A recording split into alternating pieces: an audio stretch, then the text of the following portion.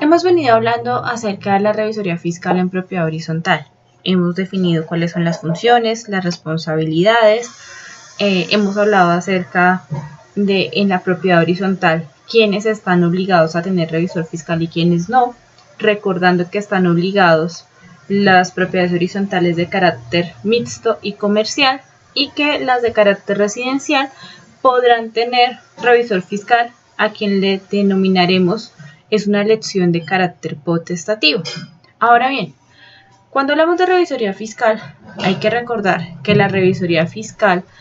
es un órgano de fiscalización que según el artículo 207 del Código de Comercio se define como el examen de la información financiera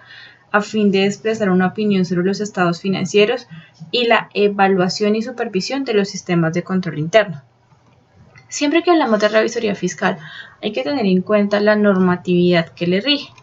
En este caso, vamos a hablar del Código de Comercio, la Ley 222 de 1995,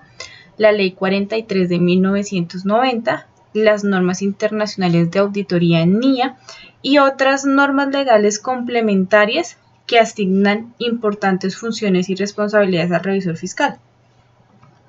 Esta normatividad en conjunto lo que busca es determinar las responsabilidades profesionales de la revisoría fiscal y las herramientas técnicas para su cumplimiento.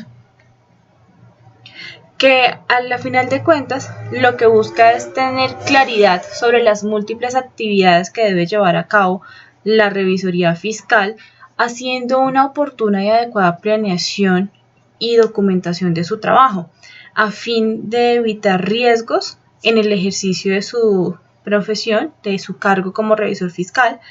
de lograr cumplir a cabalidad sus funciones y claramente de evitar sanciones.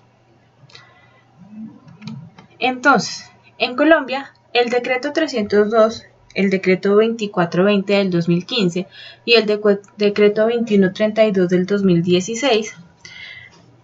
han definido la normatividad que es exigible para muchos revisores fiscales, tales como las normas de aseguramiento de la información, las normas internacionales de calidad, las normas internacionales de trabajo de revisión, las normas internacionales de trabajo para atestiguar, las normas internacionales de servicios relacionados, el Código de Ética para Profesionales de la Contaduría Pública, que no son de obligatorio cumplimiento para todos aquellos que ejercen revisoría fiscal, pero que hay que entrar a analizar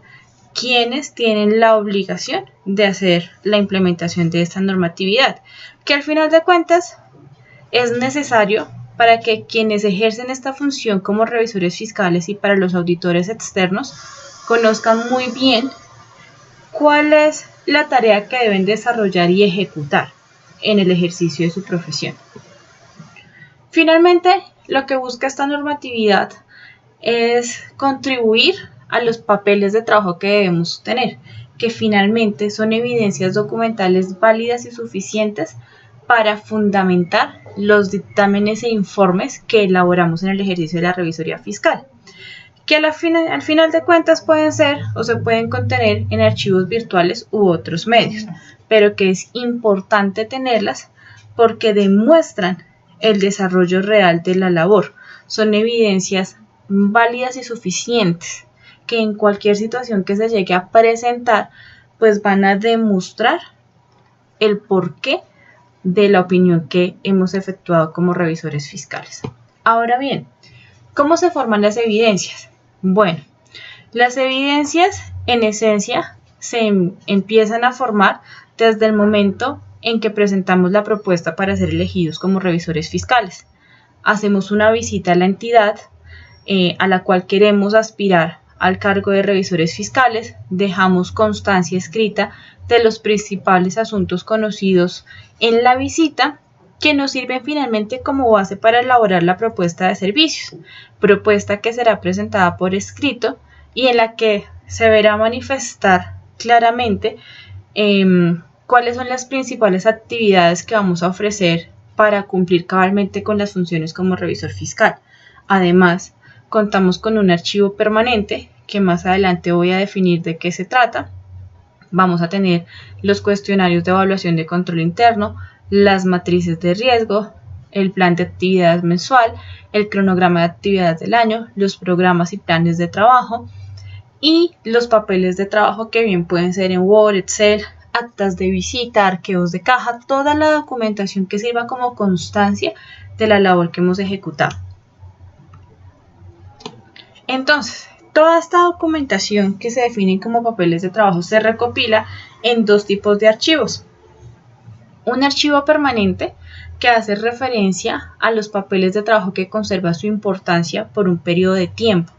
que por lo general no están sujetos a modificaciones, y un archivo corriente que contiene toda la información recopilada durante el desarrollo del trabajo de campo, tales como pruebas de auditoría, programas de auditoría, análisis y todo lo que tenga que ver con el desarrollo como tal de la auditoría.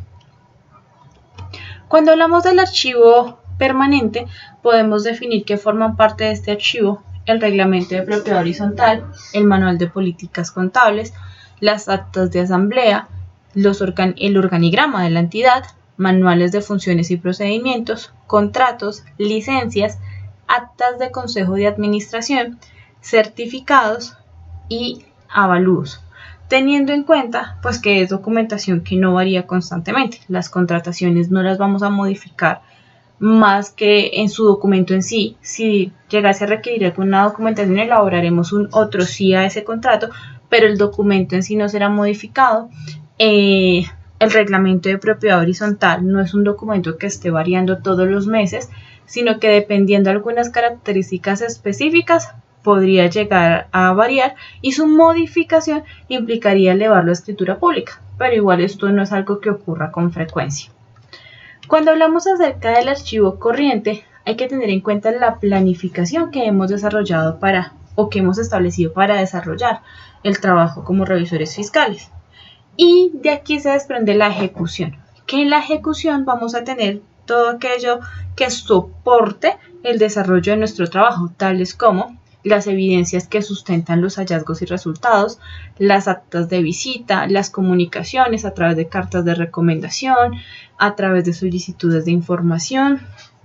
y toda la documentación que sea necesaria para demostrar la labor que hemos desarrollado. Ahora bien, cuando nosotros hablamos de esos papeles de trabajo, los papeles de trabajo lo que contienen son las pruebas de cumplimiento, la verificación de cálculos, la revisión de declaraciones tributarias, el examen de los estados financieros y toda la información que sea necesaria para demostrar la ejecución real. Hablaba anteriormente de que los archivos de caja son papeles de trabajo. Cuando nosotros hacemos el cronograma, el cuadro que propuse que se elaborara en Excel, donde establecemos las fechas de cumplimiento. Un ejemplo, hablamos acerca de el mantenimiento de las motobombas. Yo propongo que se haga un cuadro donde uno diga estas son las actividades que se deberían hacer y nosotros simplemente revisamos soporte de factura de ejecución y la bitácora que ha dejado quien ha hecho el mantenimiento sobre cómo se encuentran las motobombas en el ejemplo que acabo de poner y chuleamos si efectivamente su mantenimiento fue elaborado en el periodo correspondiente. En palabras de un contador que colabora con Auditor, se han definido o ha definido dos elementos esenciales para preparar papeles de trabajo que sean efectivos, considerando que los auditores deben documentar información suficiente, fiable, relevante y útil que les permita respaldar los resultados del trabajo y las conclusiones. Básicamente, la idea es que nuestros papeles, si bien es cierto, no los tenemos que entregar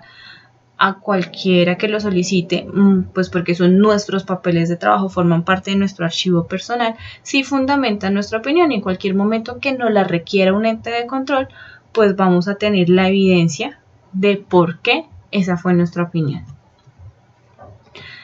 En ese orden de ideas, la revisoría fiscal lo que desarrolla es una auditoría de carácter integral,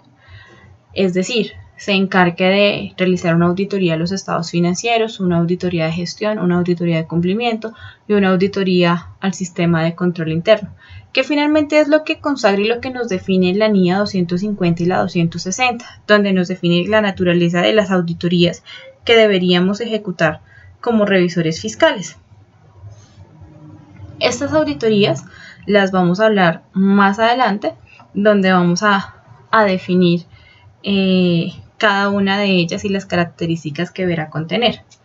Cuando hablamos acerca de los papeles de trabajo,